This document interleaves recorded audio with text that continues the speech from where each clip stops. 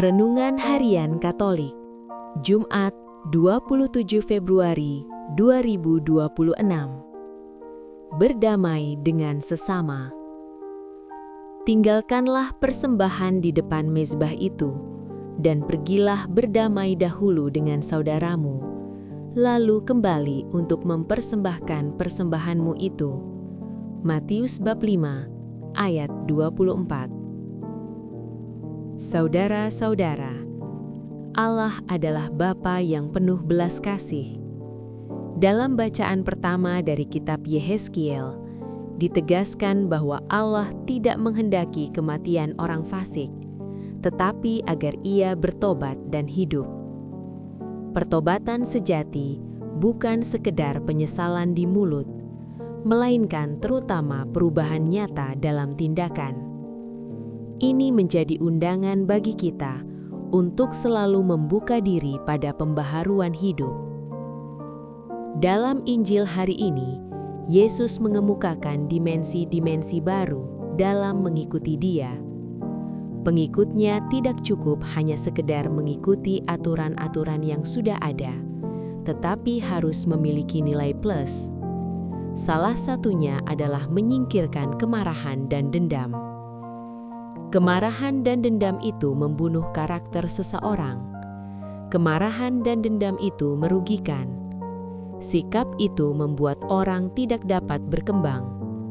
Jika demikian masih ada dalam diri kita, maka mesti cepat dibereskan. Tuhan menghendaki kita merdeka dari sikap demikian. Hari ini, kita mendengar Yesus mengoreksi cara hidup para murid dan pengikutnya. Yesus berkata, "Jika hidupmu tidak lebih benar daripada ahli Taurat dan orang-orang Farisi, sesungguhnya kamu tidak akan masuk ke dalam kerajaan surga." Para ahli Taurat dan orang-orang Farisi selalu berpikir bahwa mereka melakukan kebenaran dan keadilan. Padahal, sesungguhnya tidak demikian. Yesus menegaskan bahwa kesalehan kita harus melebihi ahli Taurat dan orang Farisi. Bahkan, sebelum mempersembahkan kurban di altar, kita diminta terlebih dahulu berdamai dengan sesama. Artinya, ibadah sejati lahir dari hati yang bersih dan relasi yang damai. Di tengah dunia yang penuh konflik, prasangka dan dendam, kita diajak untuk menjadi pribadi yang membawa pengampunan. Kita perlu bertanya, apakah kita sedang menyimpan luka dengan orang lain? Maukah kita memulai langkah untuk berdamai? Sebab Tuhan lebih berkenan pada hati yang mengasihi daripada ibadah yang hanya formalitas. Hal penting lainnya adalah kemauan untuk bertobat dan berdamai dengan Tuhan dan sesama. Pertobatan sejati adalah membuka diri dan membiarkan diri berdamai dengan Tuhan dan sesama di dalam Kristus. Masa Prapaskah menjadi indah karena perubahan diri yang berkualitas di hadirat Tuhan dan sesama. Perubahan diri itu dapat membuat kita semakin akrab dan serupa dengan Tuhan dan sesama. Ada orang yang suka marah, sedikit-sedikit marah. Marah seolah-olah menjadi bagian hidupnya. Kalau tidak marah, hidup rasanya belum lengkap. Dia lupa bahwa kemarahan dapat merusak hubungannya dengan orang lain dan tidak baik untuk dirinya sendiri. Kita dipanggil untuk hidup dalam kasih dan rekonsiliasi yang tulus. Marah dan kebencian terhadap sesama sama buruknya dengan tindakan membunuh.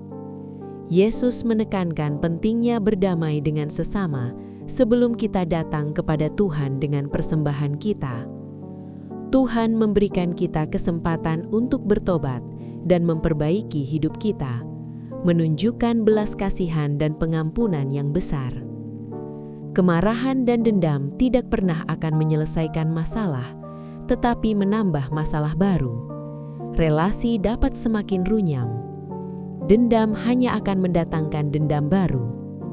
Masa Prapaskah kesempatan berharga bagi kita untuk memperbaiki relasi-relasi kita dengan Tuhan, sesama, dan alam. Tuhan selalu memberikan kesempatan kepada kita untuk melakukan pertobatan. Pertobatan bukan hanya tentang menghindari hukuman, melainkan juga tentang perubahan hati dan hidup nyata kita. Tuhan tidak berkenan pada kematian orang fasik, tetapi pada pertobatan dan kehidupan yang dihasilkan darinya. Ini menunjukkan betapa besar kasih dan keadilan Tuhan. Marilah kita merenungkan, apakah ada hal-hal dalam hidup yang perlu kita ubah, dan adakah hubungan yang perlu kita perbaiki. Dengan demikian, kita dapat mendekatkan diri kita kepada Tuhan dengan hati yang bersih dan hidup dalam damai dengan sesama. Ya Tuhan, ajarilah kami untuk berdamai dengan sesama, agar ibadah kami berkenan di hadapan-Mu. Demikian renungan hari ini. Selamat beraktivitas. Semoga semuanya lancar, sukses serta selamat. Tuhan memberkati.